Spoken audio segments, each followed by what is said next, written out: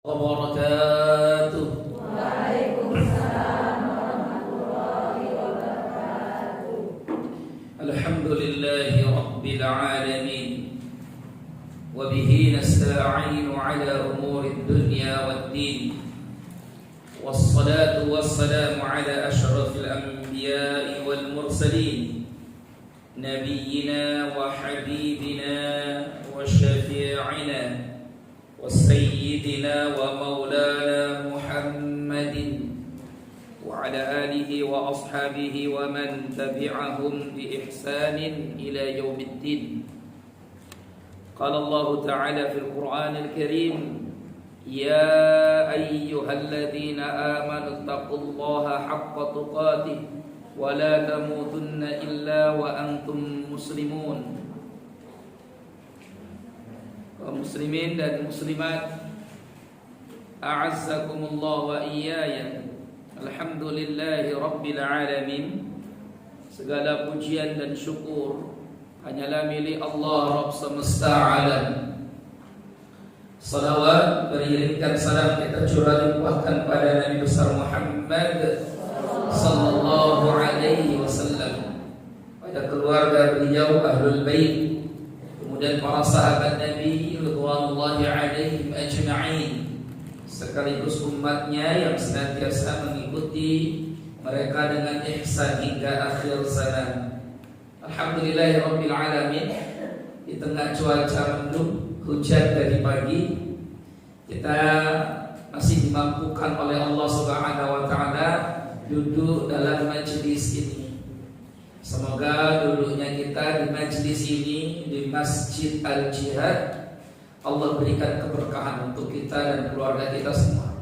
Allah jadikan majelis ini majelis yang menggugurkan dosa-dosa kita semua, mengangkat derajat kita, dan jadikan ini sebagai timbangan amal pemberat nanti di Yaumul Mizan. Amin ya rabbal alamin.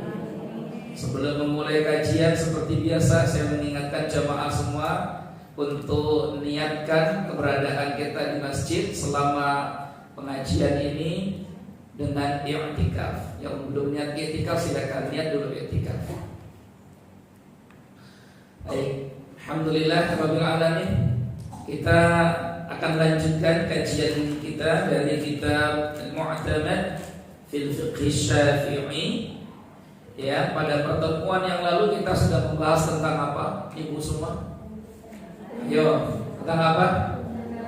Tentang al-ghuslu, mandi besar, mandi junub. Mandi besar, mandi junub, ada berapa cara dalam hadis Nabi? Ada berapa? Ada berapa sahabat, berapa yang meriwayatkan cara mandi junub? 2. Satu versinya siapa? Siti Aisyah. Yang satu lagi versinya siapa? Baik, alhamdulillah. Kita sudah selesai ya? Kita sudah selesai. Sebenarnya dari kitab Al-Mu'tamad setelah bab mandi al-ghuslu itu adalah bab salat atau kitab salat. Tapi karena saya tahu di sini juga sudah dikaji tentang kitab salat ya oleh ustadz yang lain, biarkan itu tetap berlanjut dikaji oleh ustadz yang lain. Maka kita akan melompati kitab salat, yakni membahas tentang al-janaiz, jenazah. Karena ini juga kaitannya tentang fikih wanita. Jenazah ini tidak laki-laki, tidak perempuan, semua sama. Kita mesti belajar segala macam hal terkait tentang al-janaiz, jenazah. Jadi kita akan ngaji tentang ahkamul janaiz, hukum-hukum tentang jenazah. Baik jamaah sekalian yang dimuliakan Allah, walikulli ummatin ajal, fa idza jaa ajaluhum la yastakhiruna sa'atan wa la yastaqdimun. Allah berfirman di dalam Quran surah Al-A'raf, setiap umat itu memiliki ajalnya masing-masing. Kalau ajalnya sudah datang, ya tidak bisa ditunda sebentar, sesaat sekali pun tidak bisa. Kalau sudah ajal sudah datang. Jadi kematian itu adalah kepastian. Kapan waktunya itu rahasia Allah. Kita tidak diperintahkan untuk tahu kapan kita mati, tapi yang Allah perintahkan pada kita dan Rasulullah perintahkan untuk kita adalah mempersiapkan bekal untuk setelah mati. Itu yang paling penting tuh, mempersiapkan bekal untuk setelah mati. Karena saya buat analogi gambaran bahwa kematian itu kan gerbang ya ibu-ibu semua. Dia pertama kali gerbang yang akan kita masuki untuk menuju akhirat. Sehingga salah besar orang yang mengatakan bahwa kalau melihat ada orang mati terus kita berucap telah menuju tempat peristirahatannya yang terakhir. Ini tidak boleh kalimat ini. Bahkan kalimat ini kalau diyakini bisa kufur. Kenapa? Karena dalam Islam kubur itu bukanlah tempat peristirahatan yang terakhir. Masih banyak lagi alam-alam berikutnya, episode-episode berikutnya yang kita semua akan hadapi. Mulai dari di dalam rahim, pindah ke dunia, setelah itu ke alam kubur. Sekian lama kita dikubur, tegaklah hari kiamat, berpindah lagi kita ke alam barzakh. Di barzakh kita 50.000 tahun, pindah lagi nanti hisab, dari hisab ke mizan, dari mizan terima catatan, dari catatan rapot kita ke sirat, dari sirat kita kontorah, dari kontorah baru sampai apakah di surga atau di neraka. Panjang betul perjalanannya. Bekalnya harus banyak. Jangan nunggu pensiun baru mau berbekal. Ini problemnya kita hari ini, nunggu pensiun baru mau siapkan bekal. Syukur-syukur kalau nggak stroke. Nah kalau stroke maka makin susah lagi mempersiapkan bekal. Coba ibu bayangkan kalau perjalanan kita di dunia kurang bekal, kehabisan bekal, masih bisa kita usahakan. Kontak keluarga, minta tolong transfer, betul tidak?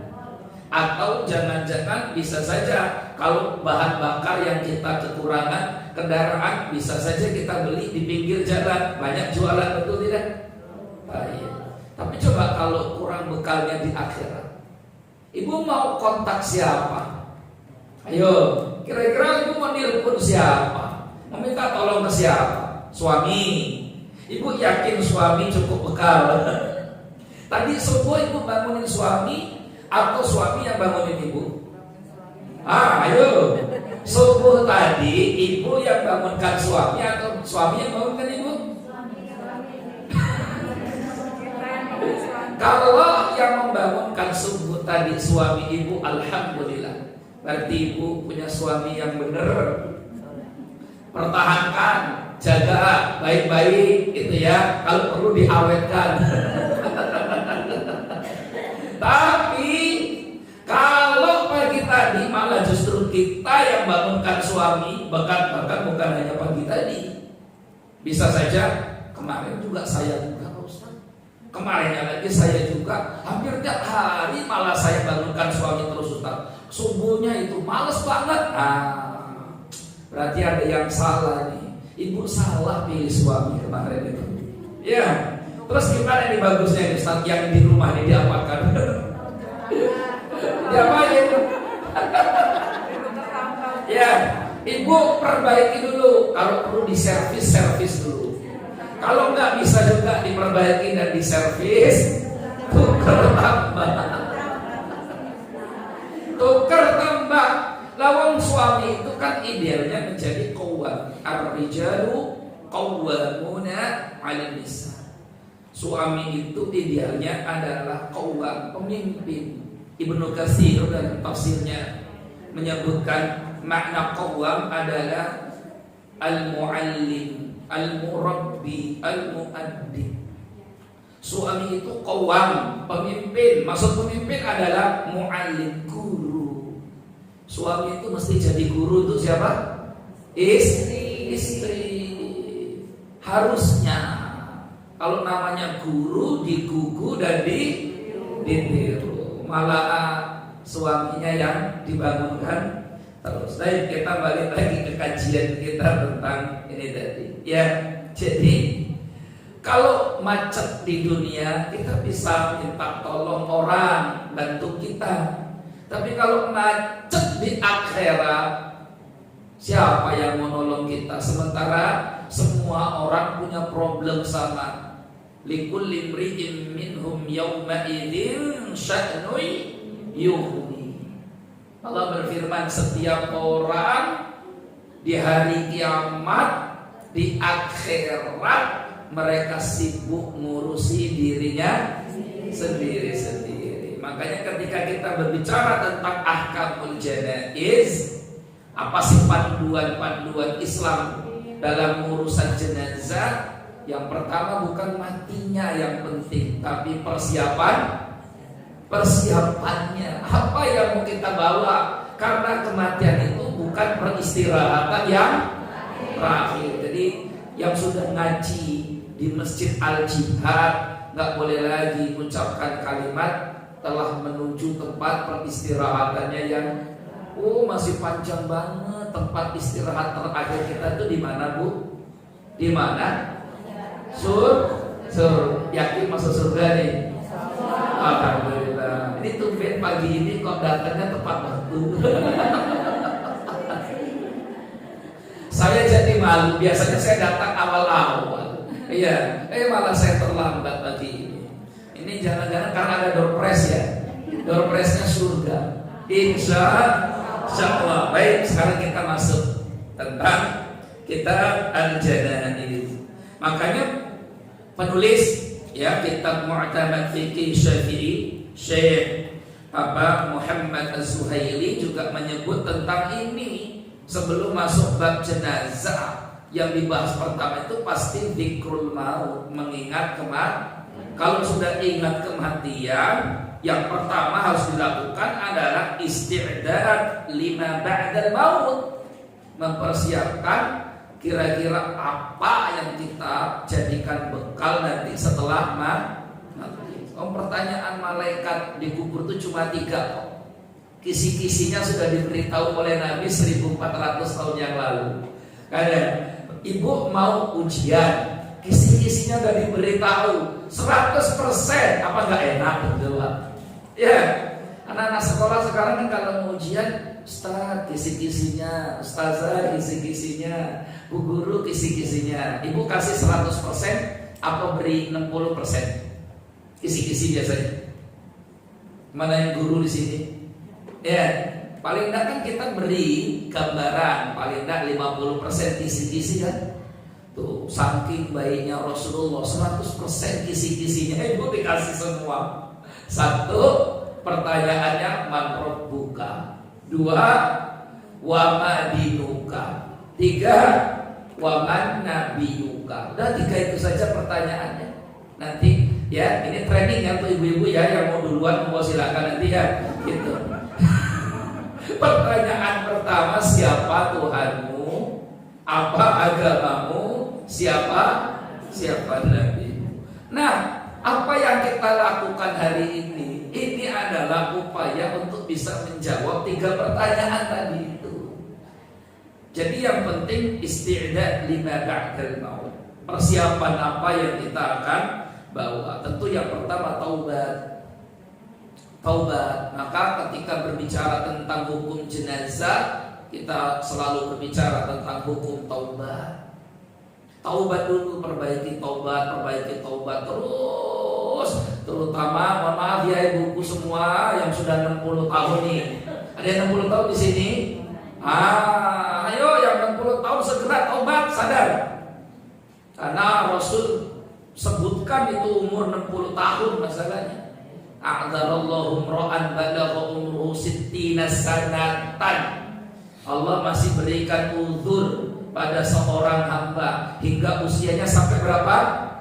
60. Kalau udah 60 sudah mau dikasih umur berapa lagi, beralasan terus, ya. Ya Allah mohon maaf kemarin lupa, ya Allah mohon maaf kemarin hilang, ya Allah kemarin sibuk, ya Allah. Sekarang udah umur 60 tahun, nggak ada lagi kesibukan kecuali harus mempersiapkan akhirat. Ada yang 60 tahun sini buku semua? Ada? Lebih ya bahkan ya? Oke, lebih.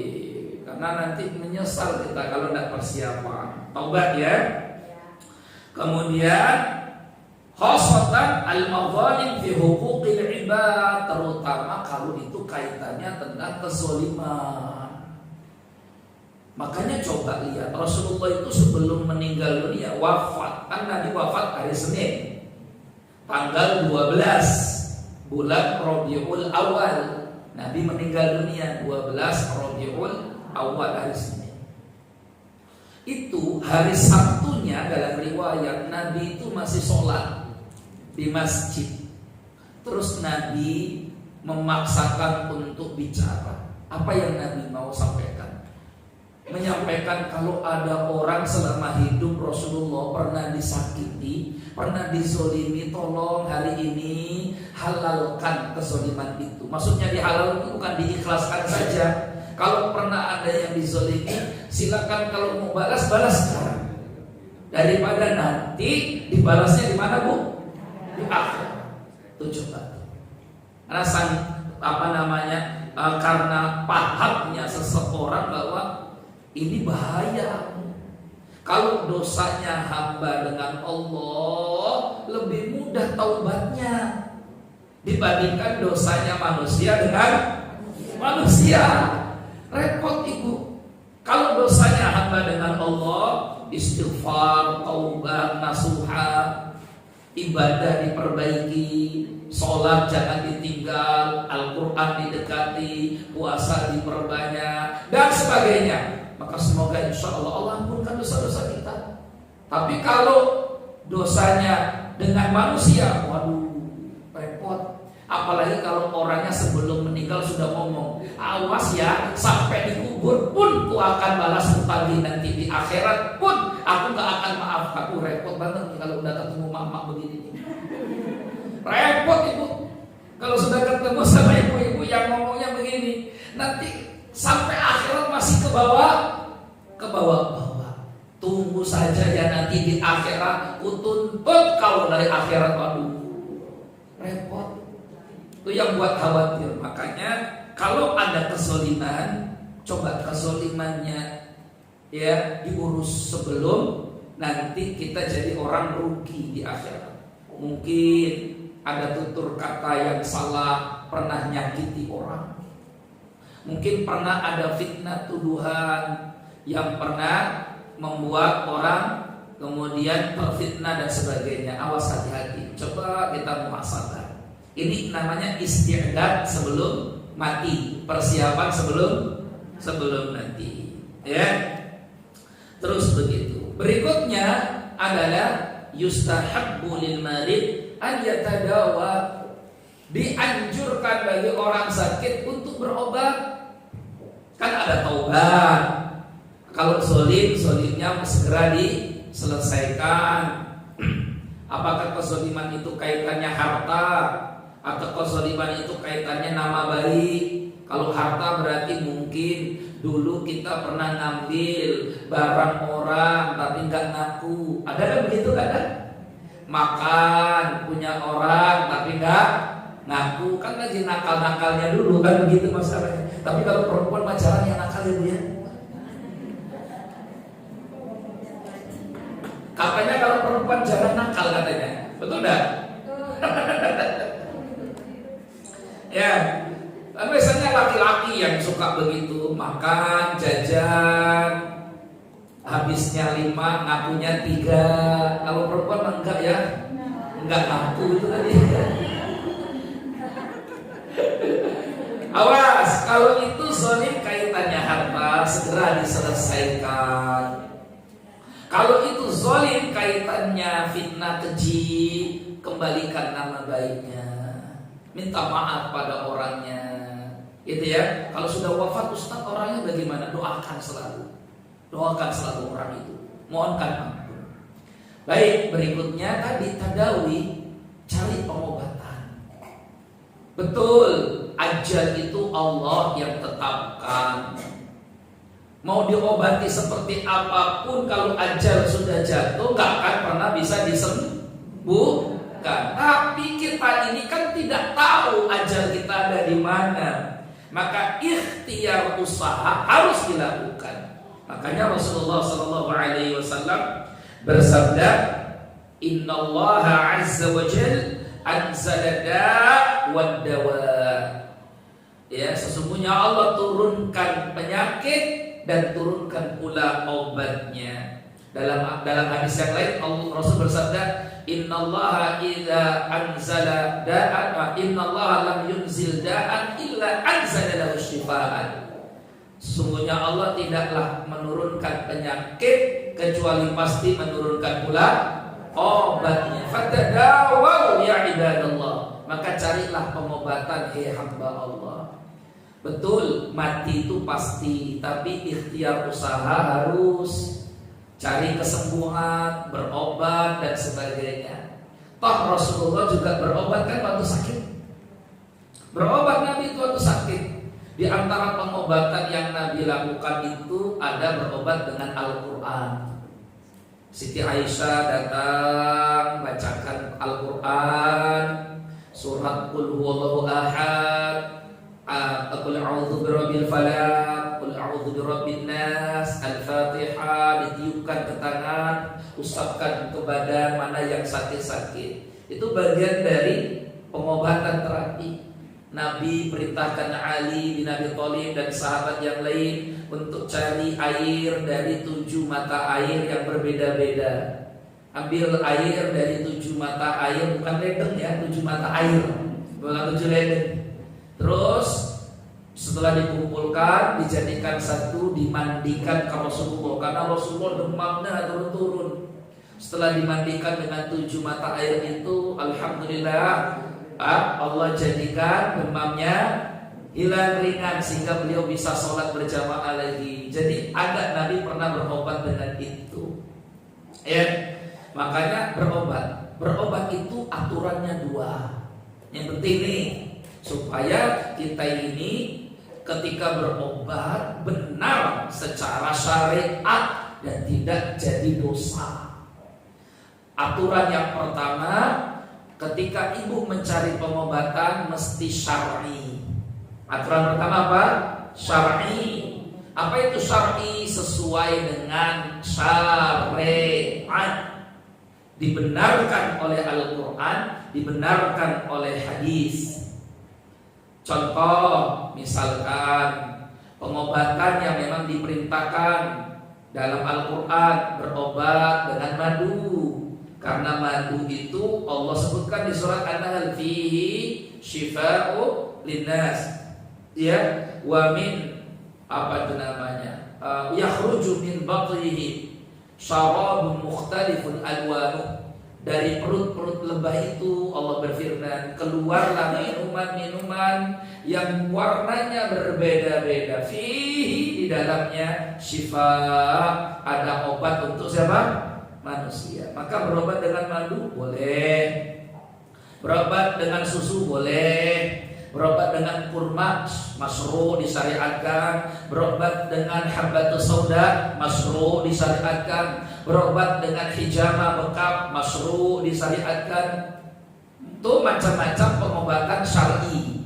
Biarpun mungkin secara ilmu kedokteran belum bisa dibuktikan, tapi dia benar menurut syariat. Silakan berobat dengan itu, herbal tadi itu. Yang kedua, pengobatan mencari kesembuhan yang kita lakukan, usahakan ini kan usaha namanya, mesti medis. Sesuai apa? Medis. Sesuai medis. Medis artinya mungkin tidak ditemukan hadisnya. Contoh yang tidak ditemukan hadisnya adalah, misalkan kalau ibu sakit gigi, minum obat apa biasanya? Konstan. Mana hadisnya? Riwayat siapa? Nggak ada. Nggak ada Nabi katakan man kana masnunan falyashrab qostanan. Nggak ada. Siapa yang sakit gigi minumlah ponstan. Nggak ada. Ya, nggak ada hadisnya bunyi begitu. Tapi secara medis terbukti ya bahwa ponstan itu dapat mengurangi atau menyembuhkan sakit gigi. Terbukti ya. Nah, kalau berobat begitu aturannya Ibu. Jangan sekarang ini berobat apa? Kesana. Emang obat apa sih di sana? Oh, ini pengobatannya memang apa namanya? Tapi terbukti ampuh kok. Loh, apa sih pengobatannya? Nggak ada apa-apa. Cuma Ibu kalau berobat ke sana bawa ayam, nanti sakitnya dipindahkan ke ayam. Iya, nanti sakitnya dipindahkan apa? Ke ayam. Jadi ibu-ibu yang pusing kepalanya, migrain, pindahin kemana? Ayam. Malah ayamnya puyeng-puyeng. Ada yang jantungnya pindahkan ke kambing, kan itu ya. Malah kambingnya asal lari 10 meter pindah. Astagfirullah. Tapi ada nggak umat yang percaya sama pengobatan begini? Ada. Awas hati-hati. Berobat itu dua. Timbangan tinjauannya. Pertama mesti syar'i, yang kedua apa? Medis dan klinis. Medis klinis. Itu saja sudah. Maka sudah, ibu sakit, minta kesembuhan pada Allah. Cari pengobatan dalam Quran. Coba ada nggak dalam hadisnya? Cari herbalnya. Selesai. Enggak juga alternatif. Coba ke dokter, ke rumah sakit, cari pengobatan sehingga tidak jatuh pada dosa. Karena khawatir justru nanti bisa jatuh kepada kesyirikan kalau berobat ternyata bukan pada tempatnya yang tepat. Salah satu sebab seorang muslim ini bisa jatuh pada kesyirikan itu salah satunya adalah karena pengobatan. Nah, terus berikutnya terakhir ini persiapan. Yukrahu lil marid an yatamanna al-maut. Makruh hukumnya orang yang sakit berharap-harap mati, itu makruh, dibenci, tak disukai. Ya. Jadi kalau sakitlah, nggak perlu juga berharap-harap apa?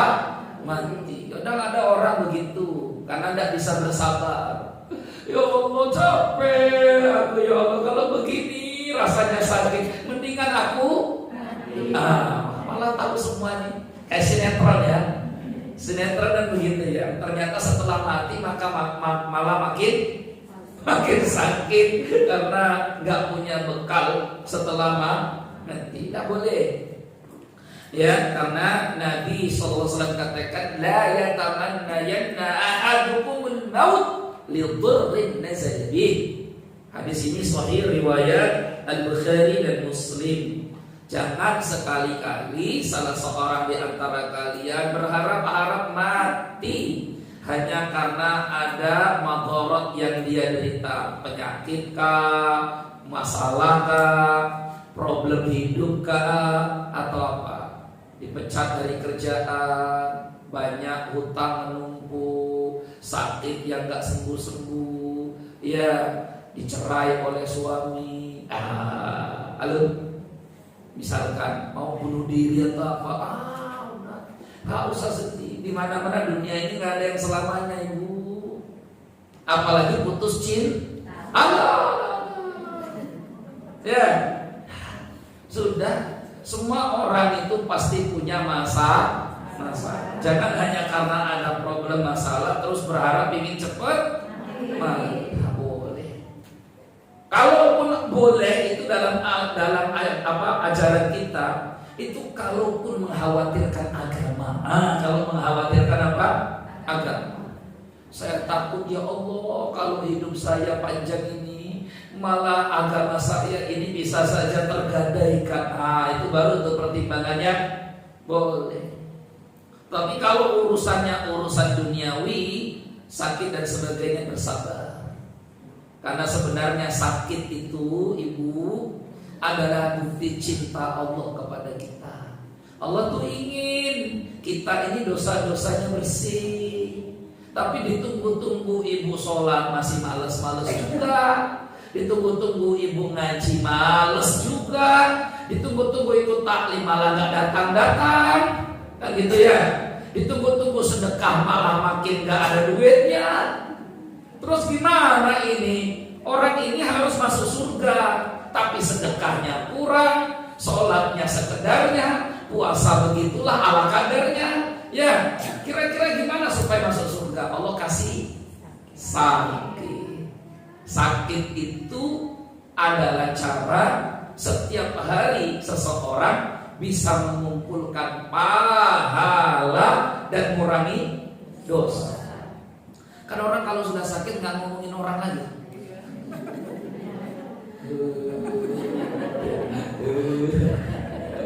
Ngomongin orang kan ya? Nggak ada orang sakit. Bu, tahu nggak bu tangga kita bu? Nggak ada. Orang sakit tuh ingat akhirat. Dosa dikurangi, pahala ditambah. Maka kenapa sebelum wafat biasanya Allah berikan penyakit ke kita? Karena Allah cinta kepada kita.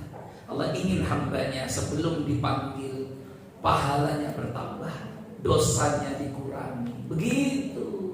Halo, ingin sakit kamu? Udah diajari malah gak pingin. Iya, ibu kalau mau meninggal pengen sakit dulu atau gak sakit dulu? Malah pusing jawabnya. Iya. Sakit gak ya Ustaz? Sakit gak ya? Pengennya sih saya tuh meninggalnya Ustaz waktu sujud dalam sholat, kayak yang viral-viral itu asli bukan konten. Kalau ibu gak bisa konten, malah gak mati-mati. Itu berarti dia jujur dengan doa dan imannya. Beliau yang diwafatkan dalam sujud itu karena jujur dalam iman dan doa. Maka kalau kita ingin diwafatkan seperti itu, jujurlah dalam iman dan doa kita. Gitu ya, jujur. Lanjut sekarang berikutnya. Kalau sudah wafat, meninggal dunia, apa yang harus dilakukan? Tapi sebelum itu ada sunnah yang dianjurkan. Iyadatul marid. Kita mengunjungi orang yang sakit. Kan ini teman kita yang sakit, saudara kita yang sakit, tetangga kita yang sakit, jamaah masjid yang sakit. Wallahu alam, apakah sakit itu mengantarkan kepada wafat atau sakit sekedar menggugurkan dosa. Kan tidak semua yang sakit ujungnya mati. Sepakat ibu? Sepakat. Karena ada orang yang dari dulu sakit sampai sekarang nggak mati-mati. Betul enggak? Ya, maka ada syair Arab mengatakan wakam ya min saqimin ashahina min ad-dahri wakam min saya lupanya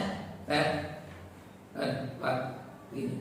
Wakam min saqimin ashahina min ad-dahr, berapa banyak orang yang sakit sampai hari ini masih tetap hidup, masih tetap sehat, ya masih tetap. Wakam min sihatin, saya lupa kata syair Arabnya ya. Tapi begitu. Wakam min sigharin yurtaja tulu umrihi wa qad udkhilat ajsamu dhulmatal qabri. Berapa banyak anak kecil diharapkan umurnya panjang, tapi esok tubuh mungilnya sudah dimasukkan ke dalam liang kubur, ya gitu kan ya. Dan berapa banyak orang yang sakit hidup sepanjang tahun, dan berapa banyak orang sehat tiba-tiba wafat. Karena memang mati bukan terkait sakit atau usia. Ya, ini iyadatul marid. Kunjungi orang yang sakit. Karena kata sahabat Al-Bara bin Azib, amarna Rasulullah SAW bittiba'il janaiz wa iyadatil marid. Kami diperintahkan oleh Rasulullah, kata Al-Bara bin Azib, untuk mengiringi jenazah dan mengunjungi orang yang sakit. Tapi kami di sini laki-laki ya, Ibu ya. Nah, karena perempuan itu nanti punya hukum sendiri kalau mengiringi jenazah. Hukumnya makruh kalau perempuan. Ya, lebih baik tidak ikut iring-iringan jenazah. Sebagaimana hadis dari sahabiah Ummu Atiyah. Jadi Ummu Atiyah berkata, nuhina 'an ittiba'il janaiz wa lam yu'zab 'alaina. Kata Ummu Atiyah, kami para wanita dulu dilarang oleh Rasulullah untuk ikut iringan jenazah. Wa lam yu'zab 'alaina, tapi larangan itu bukan haram. Bukan apa? Bukan haram. Bahasanya tuh makruh. Istilahnya tuh begini. Udah perempuan gak usah ikut iring-iringan, di rumah saja. Ini tugasnya. Nah, begitulah bahasanya, ya. Tapi tidak sampai pada derajat apa? Haram. Kenapa kok wanita lebih baik tidak ikut? Karena tadi wanita ini lemah.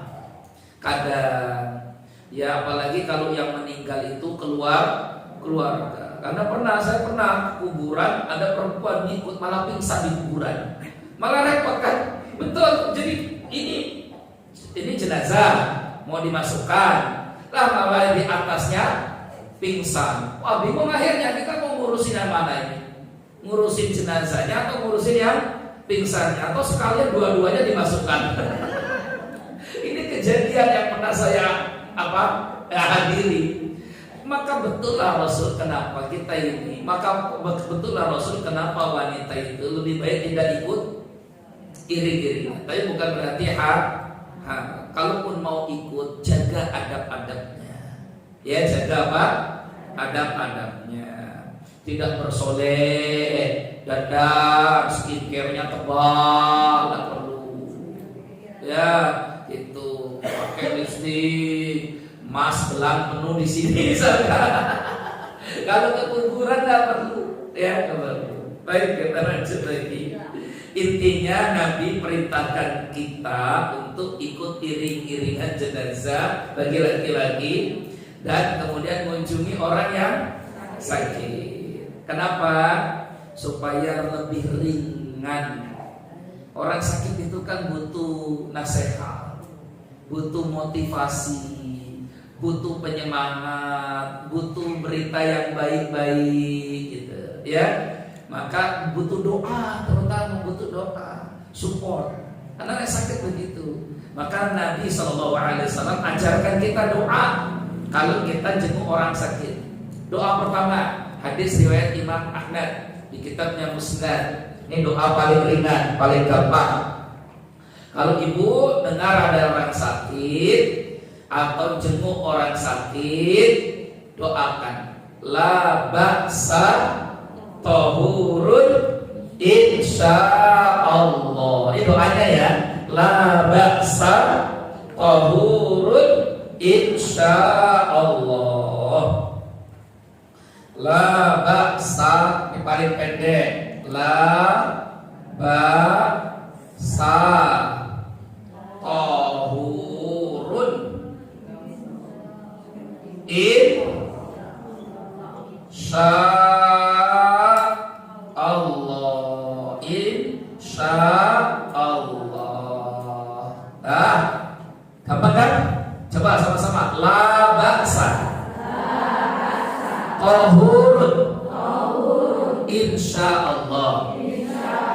Jadi ada yang sakit, sudah dengar belum apa itu loh, Mbak Ayu lagi sakit. Oh, la ba'sa tahurun insyaallah. Artinya apa? La ba'sa, oh tidak apa-apa.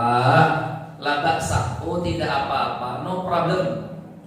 Oh enggak apa-apa. Tahurun, semoga penyakit ini cepat sembuh, ya. Atau tahur artinya juga membersihkan dosa. Semoga penyakit ini menggugurkan dosa insyaallah. Nah, itu paling mudah. Terus ada sunnah lagi. Ibu sentuh, ibu pegang mana yang sakit, bacakan Al-Fatihah. Bacakan Al-Fatihah.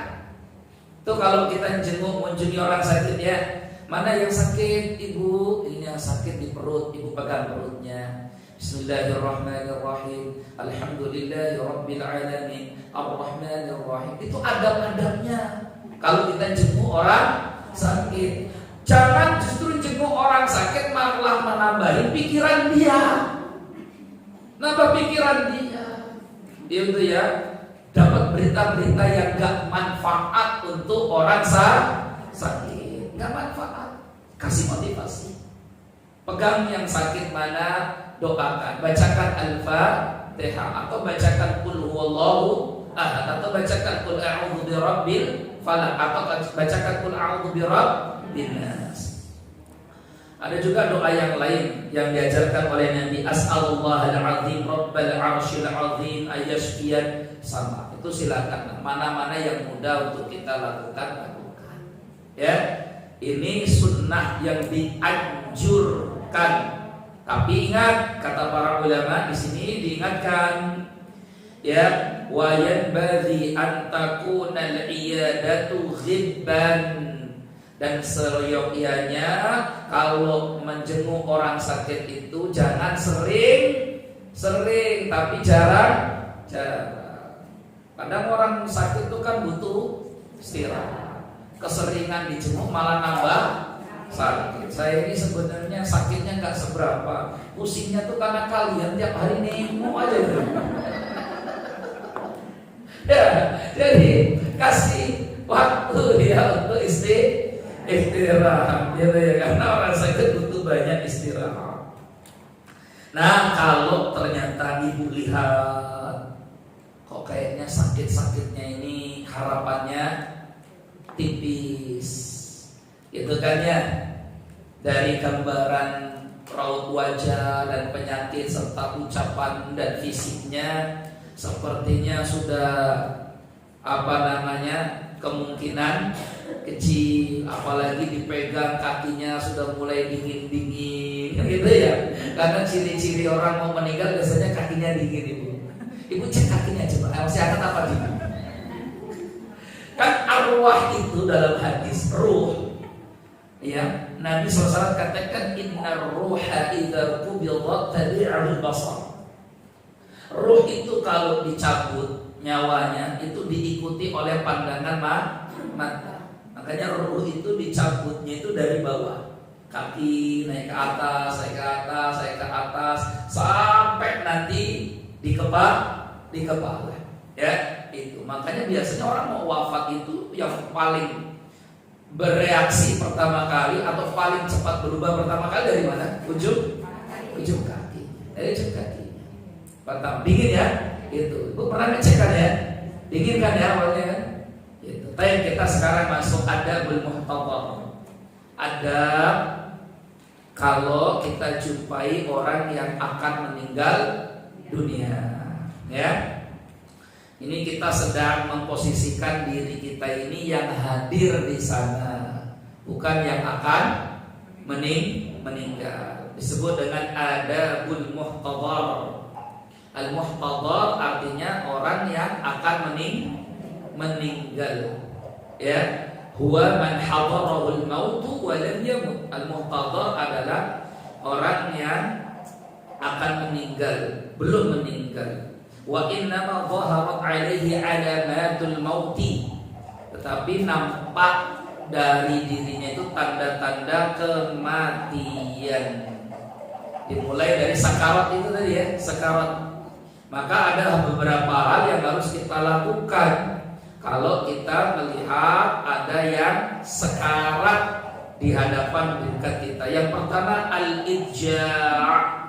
Apa itu? Dibaringkan. Orang meninggal dibaringkan ke posisi yang benar, yang bagus, ya, yang pas. Apa itu posisi yang pas? Yundabu idja'ul muhtadar ala sahih ala jadbihil aiman. Disunnahkan orang kalau mau wafat itu baringkan miring ke kanan. Baringkan miring ke kanan. Wa yundabu ayyakuna muttajihan ilal qiblat, supaya bisa menghadap ke arah kiblat. Ini kalau ini kiblat, berarti dia miring begini menghadap ke kanan. Kalau memang bisa. Ya, kalau tidak bisa, maka di sini ini di kitab berikutnya Al-Fiqhul Manhaji ala Madhab Al-Imam Syafi'i dikatakan di sini fa in sa'uba dzalika, kalau memang tidak bisa, sulit untuk dibaringkan miring ke kanan, aj'uhu ala qafahu, boleh ditelentangkan. Wa ja'alu wajhahu marfu'an qalilan bihaitsu yuwajjih ila al-qiblah, dengan cara kepalanya diangkat sedikit, ditinggikan supaya tetap kepalanya menghadap ke arah kiblat. Berarti kalau begitu posisinya mana itu? Posisinya ke sana ya. Posisinya utara selatan. Kalau miring tadi kan posisinya kalau kepalanya diataskan begitu berarti bisa barat timur. Kalau tadi miring ke kanan bisa utara selatan. Tergantung tempatnya lah. Pastikan tempatnya pas ya, tidak sempit. Gitu ya. Allahu a'lam bishawab. Jadi yang pertama al-ijja'. Jadi dihadapkan wajahnya menghadap ke arah kiblat. Kalau bisa miring. Kan sholat kita juga begitu kan, sholat kan. Kata Nabi sholli qa'iman, sholatlah kau sambil berdiri, karena syarat sahnya sholat berdiri. Ya, fa in lam tastati' fa qa'idan. Kalau kau tidak bisa berdiri, duduk. Fa in lam tastati' fa 'ala janbin. Kalau tidak bisa duduk, miring ke kanan. Fa in lam tastati' fa mustalqiyan. Kalau tidak bisa juga miring ke kanan, baru terlentang. Jadi terlentang itu cara tempat dalam sholat. Nah ini juga begitu sama. Kalau ada yang sakit dan dikhawatirkan atau dimungkinkan akan wafat, kita keluarganya itu miringkan ke kanan. Bagusnya kalau bisa, kalau tidak bisa ditelentangkan. Ya, ini tentu nggak akan selesai kajian jenazah karena ini kajian yang sangat panjang.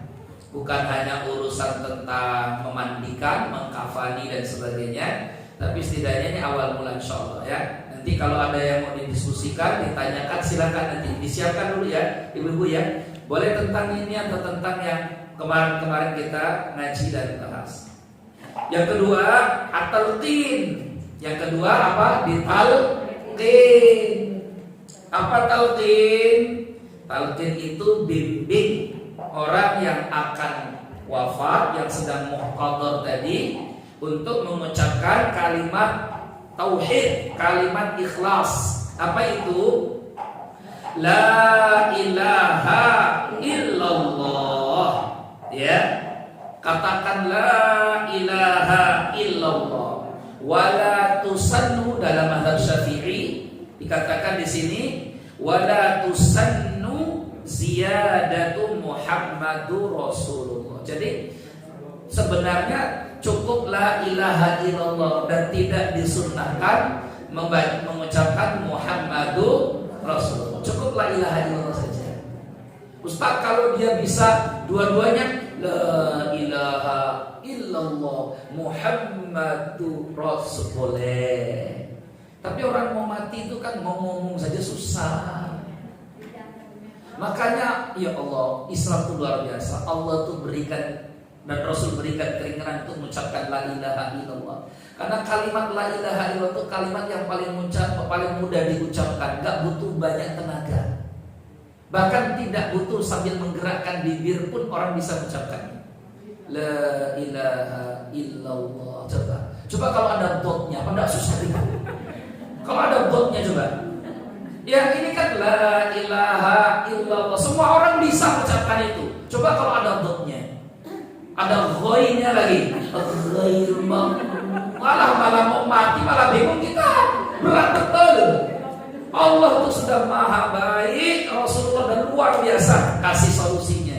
kalimat itu la ilaha illallah, la ilaha illallah. Ada ainnya malah makin terkekeh ke sini gitu ya. Misalkan kalau mau meninggal bacanya alhamdulillahirabbil, pakai hak lagi yang suaranya sini. Alhamdulillahirabbil malah mati lah. Ya Allah, ini ringan betul. Hanya la ilaha illallah, enggak butuh banyak tenaga untuk mengucapkannya.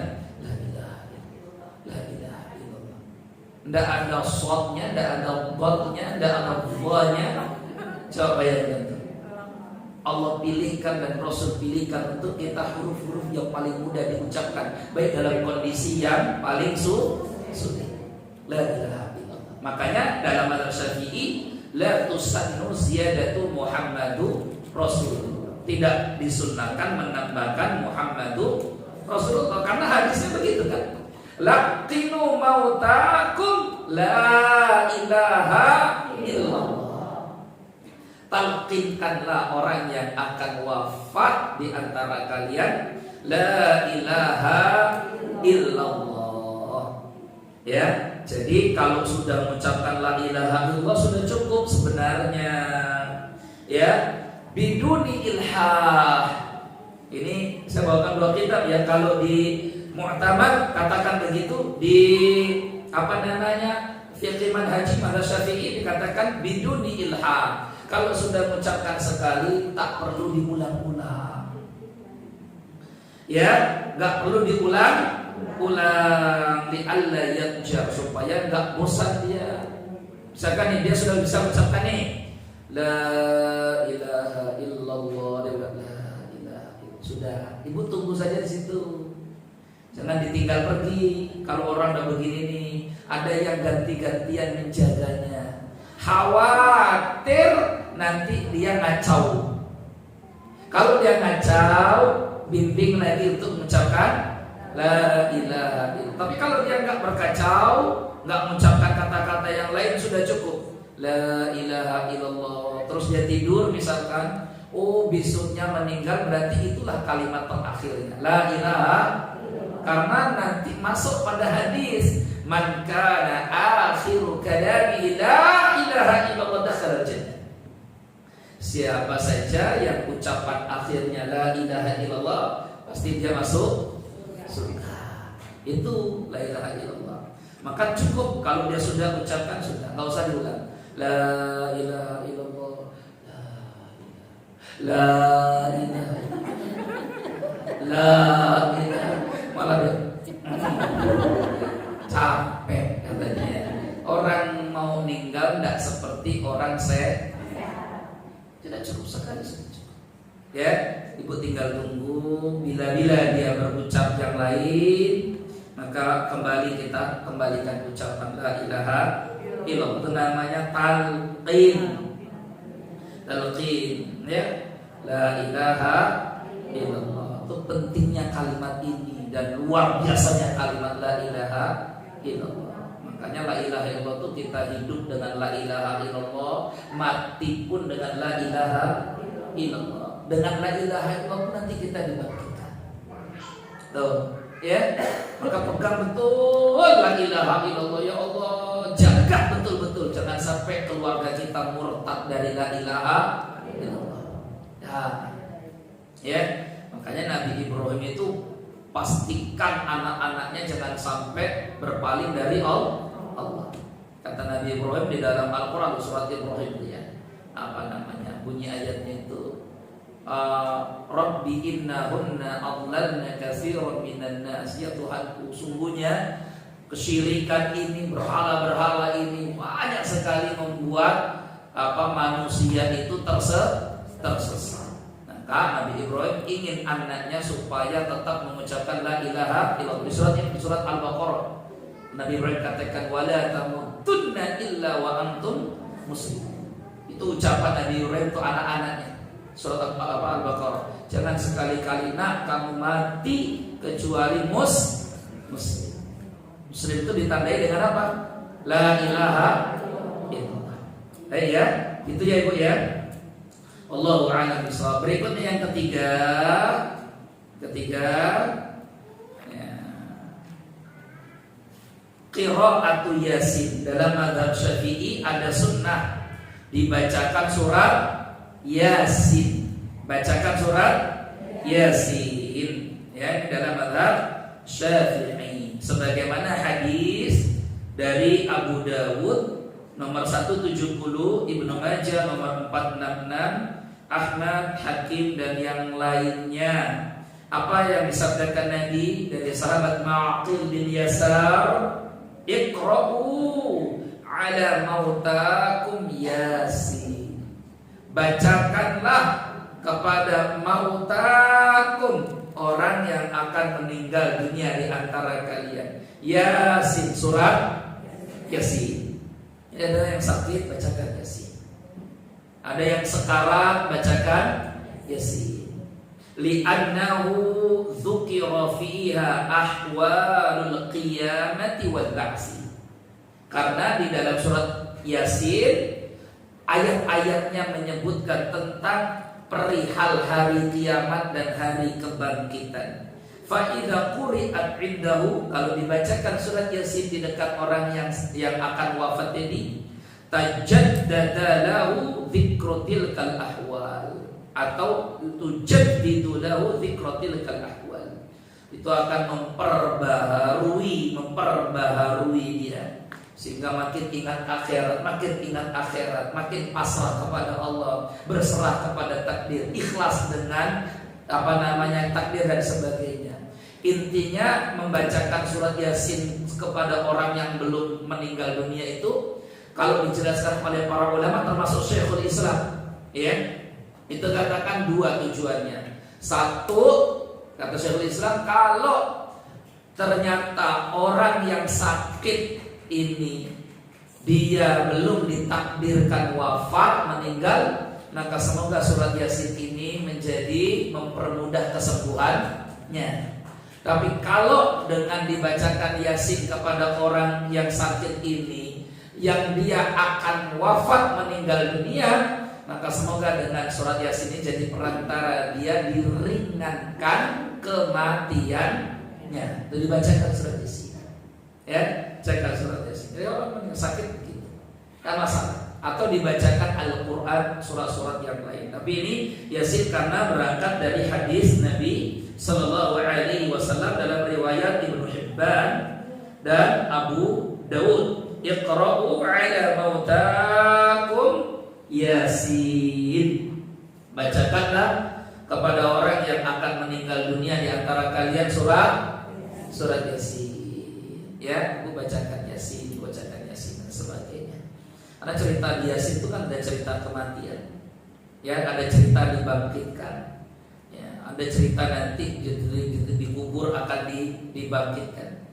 Maka mereka katakan, qalu ya wailatana man ba'asana min marqadina hadza ma wa'ada ar-rahmanu wa sadaqal mursalun apa mursalin? Mursalin apa mursalun?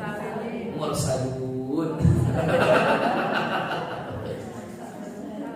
Ya, mursalun. Jadi saudaraku yang dimuliakan Allah, itu ada yang dibangkitkan sadar, ada yang dibangkitkan nggak sadar, karena tahu tujuan. Kenapa kok mengatakan hadza ma wa'ada ar-rahman, inilah yang Allah janjikan? Karena dia sudah persiapan untuk hari itu. Tapi orang yang nggak punya persiapan, mereka katakan man ba'asana min marqadina, siapa yang bangkitkan kami ini dari begini? Ya, maka karena sudah punya persiapan. Baik, yang terakhir ya, satu sebelum terakhir. Nanti kalau mau silakan. Yang keempat, husnudzon billah. Baik sangka kepada Allah, jangan suudzon. Ini penting nih. Siapa saja yang akan meninggal dunia wajib husnudzon kepada Allah. Bagi apa husnudzon kepada Allah itu apa gambarannya? Dikatakan di sini wa ma'nahu, karena dari Nabi ya, Nabi itu kan bersabda, ini yang termasuk hadis terakhir yang Nabi sabdakan sebelum meninggal dunia. Nabi bersabda di hadis sahih riwayat Imam Muslim, Nabi bersabda, Imam Ahmad, riwayat Abu Dawud dan Ahmad, Nabi bersabda, la yamutanna ahadukum illa wa huwa yuhsinu dzan billah. Jangan sekali-kali salah seorang kalian meninggal kecuali dia harus berhusnudzon kepada Allah. Apa gambaran husnudzon kepada Allah itu? Satu, bi anna Allah Ta'ala yurhimuhu. Allah pasti akan merahmati dia. Itu namanya baik sangka. Jangan buruk sangka. Kalau buruk sangka pasti saya disiksa sama Allah. Pasti disiksa nanti. Masuk neraka nih pasti saya ini. Itu namanya buruk sangka. Sama lah kayak ibu nih mau datang ke rumah orang tua, mau ngutang. Baik sangka, pasti dikasih sama ayah. Ayah kan baik orangnya, sayang sama saya. Kalau ngutang pasti dikasih. Jangan ibu buruk sangka dulu, pasti nggak dikasih. Kenapa? Ketuk pintu aja nggak dijawab-jawab, pasti nggak dikasih. Itu namanya ibu buruk sangka. Ana inda dhanni abdi bih, kata Allah, saya sesuai prasangka hambaku. Jadi ibu wajib prasangka baik-baik sama Allah, nggak boleh buruk, nggak boleh. Ya, husnudzon itu wajib kepada Allah, suudzon haram, nggak boleh. Ibu suudzon ke orang apa hukumnya? Ibu suudzon ke orang apa hukumnya? Ibu suudzon ke saya apa hukumnya? Dosa. Suudzon ke Allah lebih lagi itu. Maka bisa kufur. Maka wajib kita baik sangka kepada Allah. Apalagi orang yang mau wafat, apalagi orang yang sakit, baik sangka kepada Allah. Ini pasti Allah sayang ke saya, makanya saya dikasih sakit. Enggak terus, kenapa saya sih ya Allah? Tetangga saya aja tuh kenapa ya sakit-sakit itu? Udah cerewetnya minta ampun, buat sakit tuh lawan Anda. Ya, baik sangka kepada Allah adalah yakin bahwa annallaha ta'ala yurhimuhu atau yarhamuhu. Allah itu menyayanginya. Wa annahu yarju dzalika wa yatadabbar al-ayat wal ahadits al-warida fi karamillahi subhanahu. Dia ingat ayat-ayat, dia ingat hadis-hadis tentang kebaikan Allah Subhanahu wa taala. Fi afwihi, Allah Maha Pemaaf, wa rahmatihi, Allah Maha menyayangi. Terus begitu. Jadi tanamkan itu di hati bagi yang sudah umur-umur begini.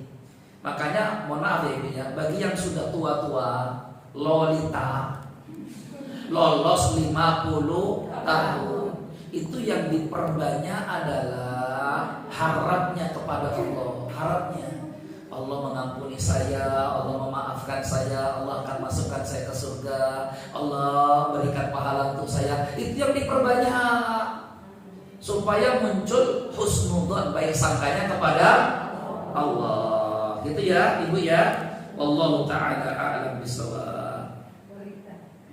Nah, yang terakhir tahsinul khuluq, perbaiki akhlak.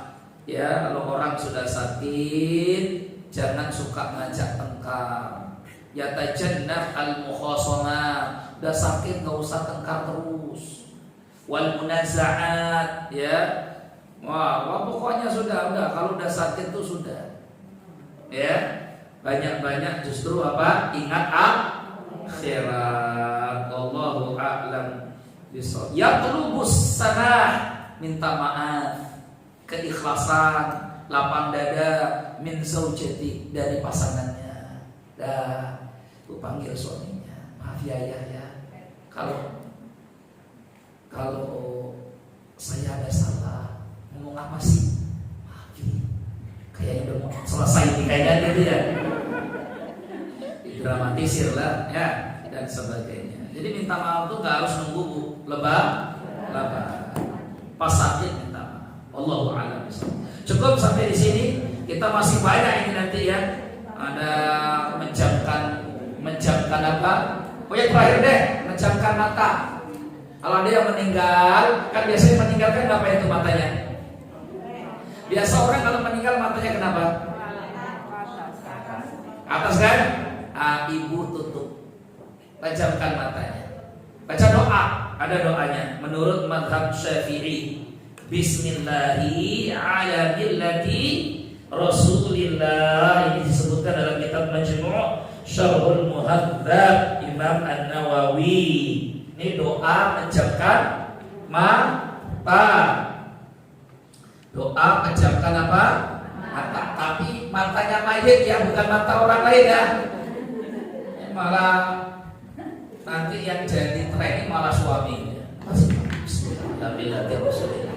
Bismillahirrahmanirrahim. Orang yang malah diharapkan nanti Bismillah. Bismillah. Hafalkan ini kan? Ya, ada millati. Ya, Bismillah ala millati Rasulillah. Hafalkan? Ayo sama-sama. Bismillah. Ayo sama-sama. Bismillah ala millati Rasulillah. Nah, kalau ada yang wafat di keluarga ibu, nggak harus nunggu Pak Ustadz. Pak Ustadz tolong matanya melek terus, ini gimana? Iya Pak Ibu, tutup, nggak bisa doanya. Nih doanya, Bismillah ala millati Rasulillah. Sama dengan doa memasukkan jenazah ke kuburan. Ya. Karena nggak harus laki-laki yang menjemkan mata ini, perempuan boleh. Nggak ada syaratnya laki-laki. Nah selesai, alhamdulillah. Karena waktu juga, silakan kalau mau ada yang kita diskusikan, kita akan diskusikan siang ini. Silakan Ibu. Kalau mau ada, silakan ya. Ada Umi.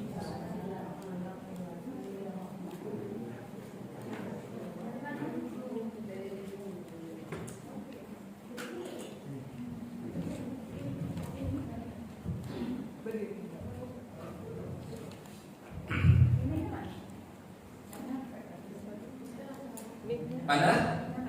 Ada yang tertulis secara tulis ada? Tapi yang tulis boleh ke sini, yang tulis diantar dulu enggak masalah di sini. Yang mau langsung boleh langsung, silakan. Iya, langsung silakan. Waalaikumsalam. Mic-nya ada tuh mic-nya, Ibu. Mic-nya ada, mic-nya silakan mic-nya. Enggak nyampe ya? Enggak nyampe ya?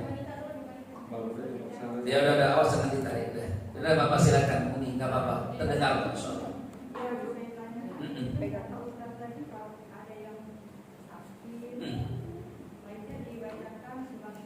Iya.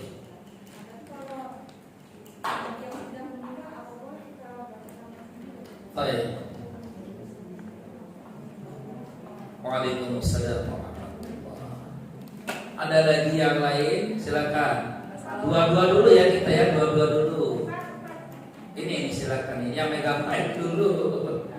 Silakan. Assalamualaikum warahmatullahi Waalaikumsalam. Ini tentang sholat Pak Ustaz. Ketika melakukan perjalanan jauh, karena khawatir tuh saya melakukan sholat jamaah zuhur dan asar. Tetapi ketika sampai ternyata baru azan asar. Apakah saya harus melakukan sholat asar lagi? Baik. Iya. Terima kasih. Waalaikumsalam warahmatullahi wabarakatuh. Alhamdulillah wassalatu wassalamu ala Rasulillah. Kita dua-dua dulu ya. Tadi ada sunnah, adab muhtadar menurut madhab Syafi'i ya, yakni membacakan surat Yasin kepada orang yang akan meninggal dunia. Lantas apakah juga ada anjuran membacakan surat Yasin untuk orang yang sudah meninggal wafat? Ini sebenarnya permasalahan yang sudah diperdebatkan oleh para ulama sejak zaman dulu kala. Ya, itu antara barat dengan timur. Yang pro ke timur-timur, yang pro ke barat-barat. Titik temunya adalah saling lapang dada dan menghargai. Hadis yang dijadikan sandaran tetap hadis yang sama tadi. Hadis riwayat Imam Ibnu Majah Hadis riwayat Abu Dawud ya, yang berbunyi Iqra'u ala mautakum Yasin. Saya perlu agak coret dikit di sini. Hadisnya satu ya. Saya hapus dulu yang ini ya Bu ya. Sudah ya? Ya. Hadisnya ini. Hadis yang diperdebatkan dalam dunia Islam oleh para ulama dan bahkan ini madhab ya, adalah perdebatan tentang Iqra'u ya, Iqra'u ala mautakum. Nah ini yang saya garis bawahi, Yasin ya, Yasin. Ini kan hadis diriwayatkan oleh Abu Dawud dan kemudian Imam Ibnu Majah. Di sini juga disebutkan hadis ini itu satu, pertama diperdebatkan oleh para ulama. Ibnu Hibban ya, bukan Ibnu Majah, Ibnu Hibban. Diperdebatkan oleh para ulama. Imam Ibnu Hibban mengatakan hadis ini sahih. Hadis ini apa? Sahih, kata Imam Ibnu Hibban. Nanti ulama yang lain mengatakan hadis ini dhaif, lemah. Ya. Bagi yang mengatakan hadis ini lemah, tidak mengamalkan hadis ini, sehingga tidak diamalkan. Baik ada orang sakit ataupun orang meninggal tidak dibacakan Yasin, karena berpegang pada anggapan hadis ini lemah. Tapi bagi yang menganggap bahwa hadis ini sahih seperti periwayatnya Imam Ibnu Hibban, maka dia katakan ini hadisnya sahih, berarti bisa diamalkan, sehingga dibacakanlah Yasin. Timbul kemudian perbedaan lagi. Sepakat hadis ini bisa diamalkan. Ternyata ulama yang sepakat mengatakan hadis ini bisa diamalkan pun terbagi jadi dua lagi. Ya, kan tadi kan ini ada dua pendapat. Yang satu mengatakan hadis ini lemah, yang satu lagi mengatakan hadis ini bisa diamalkan. Yang ini dhaif. Dan kita anggap ini yang dhaif misalkan. Yang dhaif sudah enggak amalkan ini. Tapi yang mengatakan hadis ini sahih atau setidaknya hasan, kalau Ibnu Hibban mengatakan ini sahih. Kalau hasan, maka hasan pun yang boleh mengamalkan ada dua lagi.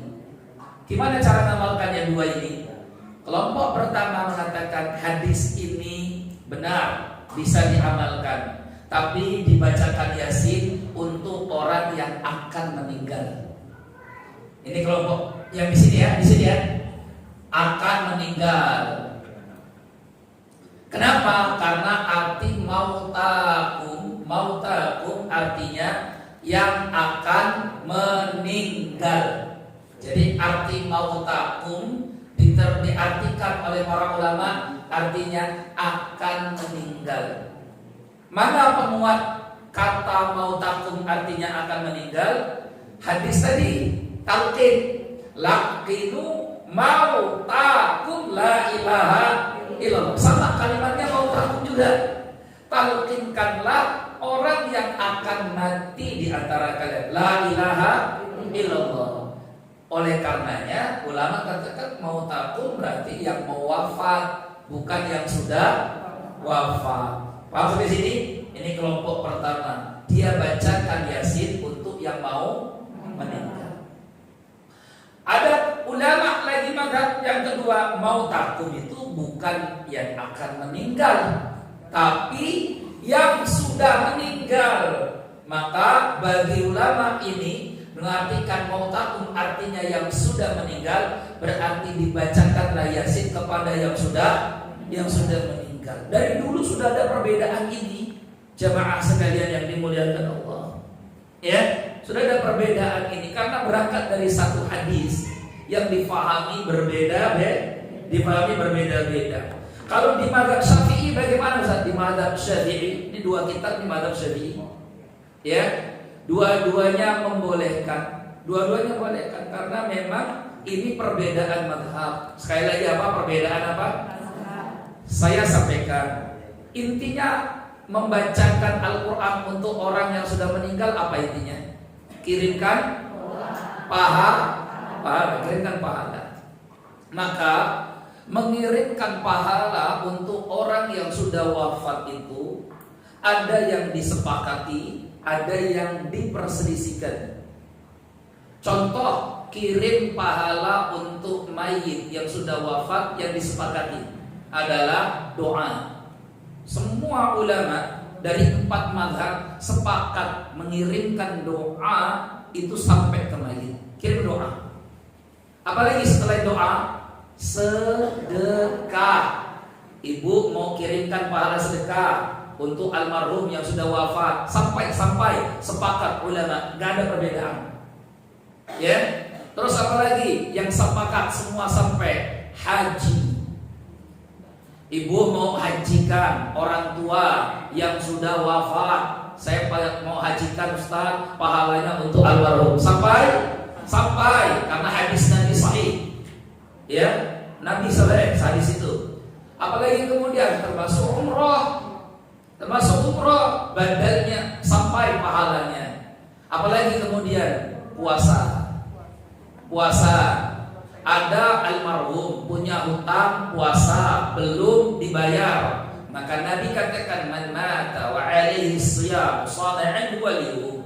Siapa yang meninggal kemudian dia punya hutang puasa, dibayarkanlah puasa oleh walinya, ahli warisnya.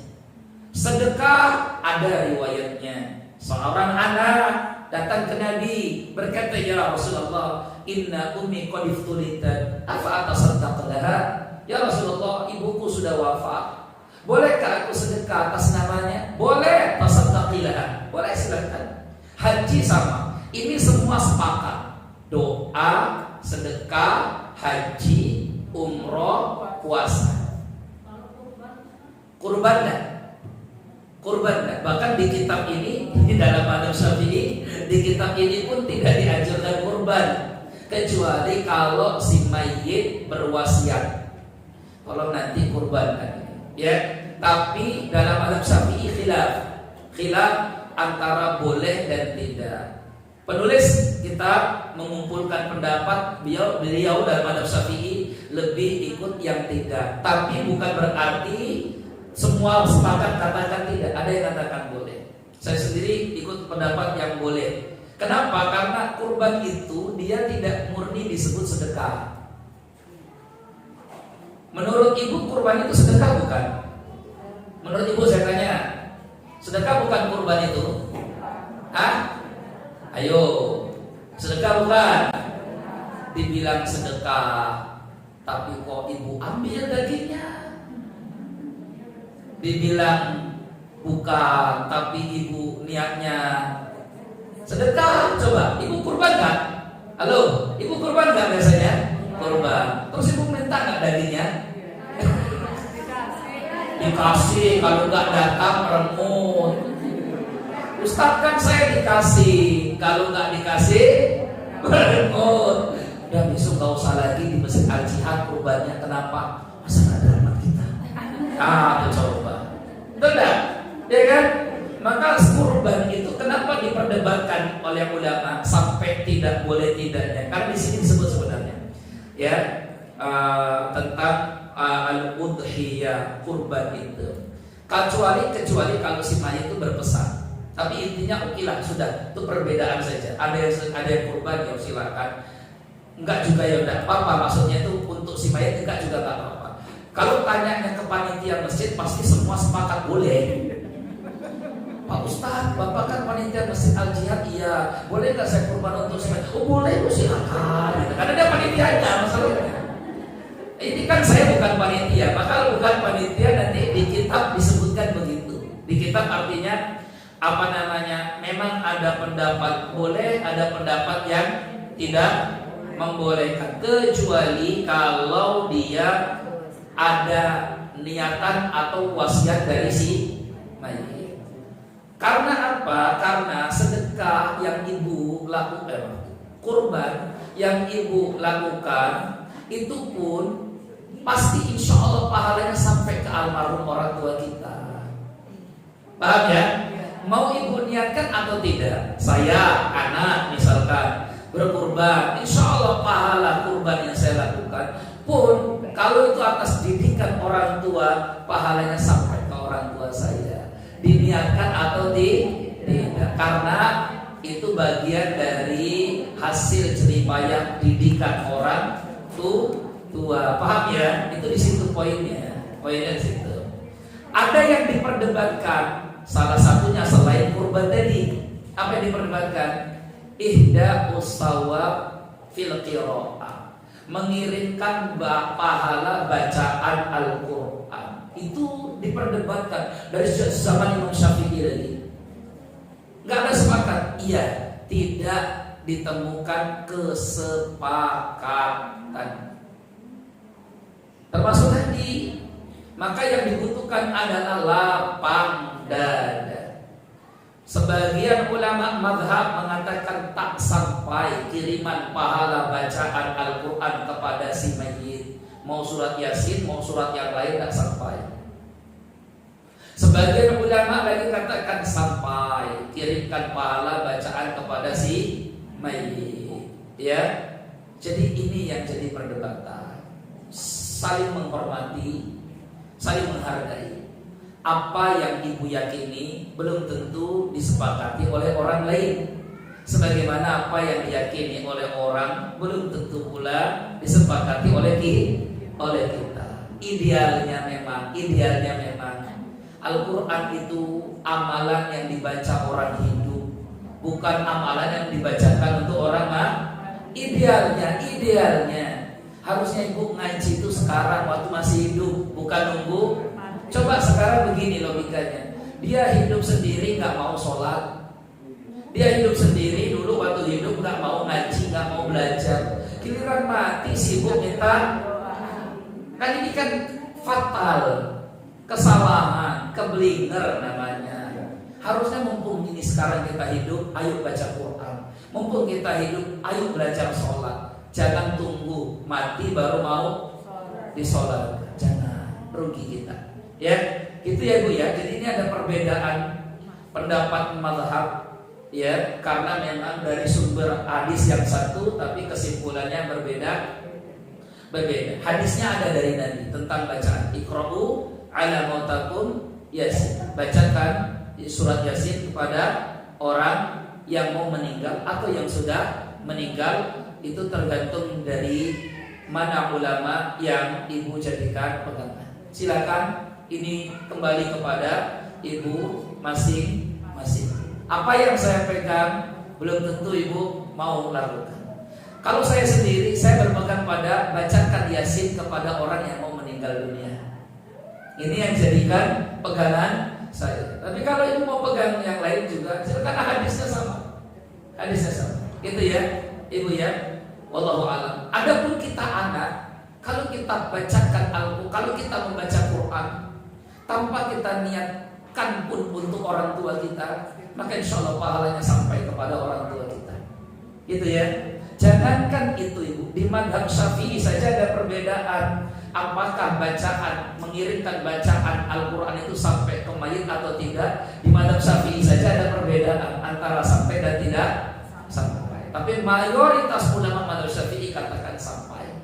Ya, gitu ya. Wallahu a'lam. Intinya saling menghormati perbedaan ya, karena ini yang paling penting. Kita hidup di negeri di mana banyak umat Islam meyakini mengirimkan pahala bacaan Al-Quran ke mayit sampai.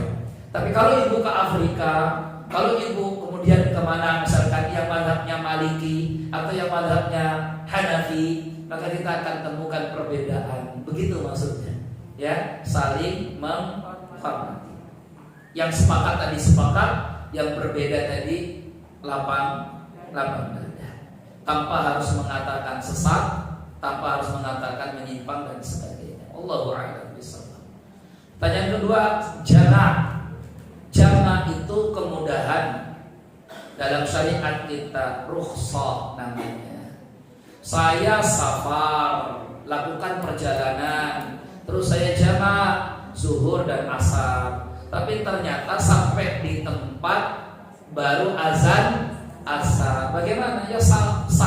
Sholat ibu yang ibu lakukan sah karena ibu ibadah sesuai perintah. Ya, gitu ya. Bahkan bukan hanya jamak, qasar pun boleh. Fa idza darabtum fil ardi falaysa 'alaikum junahun am taqsuru minas shalah. Kalau kalian lakukan perjalanan, maka boleh kalian untuk mengqasar salat. Perkara nanti sampai di tempat sudah ternyata masih kebagian waktu salat. Ibu boleh tidak salat, ibu boleh salat. Loh kan saya sholat 2 kali, enggak apa-apa. Ibu dapat pahala sholat sunnah berjamaah, boleh saja. Wallahu a'lam. Ada lagi yang lain? 2 lagi deh kalau ada, silakan. Sebelum kita tutup. Tolong silakan Umi. Assalamualaikum Ustaz. Waalaikumsalam. Yang mana ini? Oh ya silakan. Jadi bertanya apakah boleh sholat memakai pembalut atau pampers karena takut buang air kecil karena sedang batuk. Karena sedang Batuk. Baik. Assalamualaikum warahmatullahi wabarakatuh. Waalaikumsalam. Ya, apa? Izin bertanya, masih seputar sholat. Nah, ada suatu masa di mana orang itu belum mengetahui bahwa sholat itu wajib dan tidak boleh ditinggalkan. Jadi dia tinggalin sholat tuh, sholatnya bolong-bolong. Tapi sekarang dia udah tahu kalau sholat itu nggak boleh ditinggalin. Nah, pertanyaan saya, bagaimana cara membayar hutang sholat yang telah lalu yang telah ditinggalkan pada saat orang itu berhutang? Iya. Terima kasih Ustaz. Assalamualaikum warahmatullahi wabarakatuh. Waalaikumsalam. Terakhir ibu yang ketiga dari tadi udah ngacung, silakan. Enggak, itu yang di belakang, udah ngacung, silakan. Apa-apa. Silakan Umi yang udah ngacung. Dari tadi ngacung ya. Silakan Ibu. Ya. Waalaikumsalam. Karena dalam 3 hari yang lalu saya kan memang tim ada pemandikan jenazah. Iya. Kebetulan waktu itu jenazah itu meninggalnya waktu asar. Nah, ketika mau dimakamkan itu, mau diuruskan, itu hujan deras itu. Jadi ketika saya tidak bisa berhalangan waktu itu, saya bilang di waktu subuh saja gitu. Habis apanya ini Ibu? untuk mengurus jenazahnya karena ini hujan deras. Jadi wafatnya asar. Wafatnya asar kan yang berduka itu minta diurus hari itu juga, tapi dalam keadaan hujan deras dan saya menolaknya. Memang harus disegerakan. Cuma kalau dia itu sakit tua sakitnya sakit tua, orang yang sudah tua. Ya, intinya sampai subuh baru Ibu urus. Dikuburkannya besok siang ya berarti. Itu saya sarankan setelah subuh saya urus dan segera, nggak apa-apa pagi-pagi itu dihidupkan. Iya, jangan Ibu tanyakan. Saya itu menolak untuk hari itu gimana ya Pak? Saya menolak. Baik. Ya sudah saya tangkap dan baik, alhamdulillah wassalatu wassalamu ala Rasulillah. Pertanyaan sudah ya, 3 saja ya karena waktunya kita juga ya. Jadi 5 sudah. Pertanyaan pertama tadi dari Ibu ya tentang apa tadi? Pakai pembalut ya. Sholat dengan memakai pembalut itu sah-sah saja kalau pembalutnya suci. Ya, kalau pembalutnya suci, kalau pembalutnya bersih tidak masalah. Kan itu kan hanya kekhawatiran kalau batuk sampai keluar air kencing. Selama pembalut itu bersih, suci, maka tidak masalah, Kalau ternyata setelah batuk dia keluar kencingnya, ya berarti dia batal sholatnya. Kecuali memang dia ada penyakit, ya seperti silsal baul dan sebagainya, di mana dia tidak bisa mengontrol keluarnya air kencing. Maka orang yang seperti ini dihukumi orang yang sedang sakit, sehingga sholatnya fattaqullaha mastata'tum, bertakwa kepada Allah semampu dia. Kan gitu ya, orang yang kena penyakit bawasir dan sebagainya yang kemudian dia tidak bisa kontrol air kencingnya, maka itu dimaafkan. Tapi dia setiap sholat harus berwudu terus begitu. Ya, adapun dia batuk dan itu batuk yang memang biasa, ya kalau dia keluar kencing ya batal sholatnya. Itu ya ibu ya. Allahu a'lam bishawab. Adapun pakai pampersnya tidak masalah karena selagi dia tidak najis ya dan pampersnya itu bersih. Orang yang tidak tahu hukum sholat wajib dulu suatu masa, ini agak sulit dipahami karena semua orang Islam pasti tahu wajib hukumnya sholat itu. Ya, jadi Islam kewajiban sholat itu semuanya maklum bihil balwah, namanya dalam fikih. Maklum bihil balwah. Semua orang tidak ada yang tidak tahu hukum sholat. Cuma tidak semua yang tahu hukum sholat mau sholat. Itu poinnya. Ustaz, kalau saya dulu tidak sholat atau seseorang dulu tidak sholat karena malas, bukan tidak tahu hukum, karena malas.